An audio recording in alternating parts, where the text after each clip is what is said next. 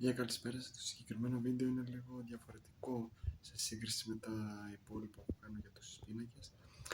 Βασικά αυτό το βίντεο εξηγεί τον τρόπο με τον οποίο ξεκίνησα να φτιάχνω τους πίνακες και τον λόγο δηλαδή.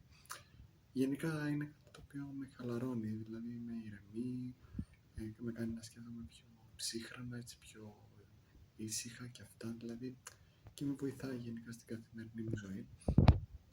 Αλλά ο βασικός λόγος που με έκανε να ξεκινήσω γενικά τη ζωγραφική, τους πίνακες και όλα αυτά ήταν ένας συγκεκριμένος άνθρωπος, ο οποίος με τη ζωή του γενικά με ενθάρρυνε περισσότερο, δηλαδή από πολύ μικρή ηλικία με είχε ενθαρρύνει στον τρόπο ο οποίος ζωγράφιζε και στις τάσεις ζωής του γενικά.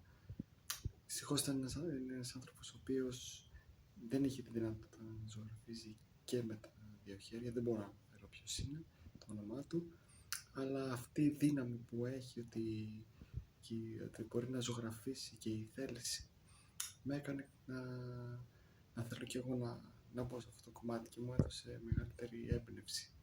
Αυτό.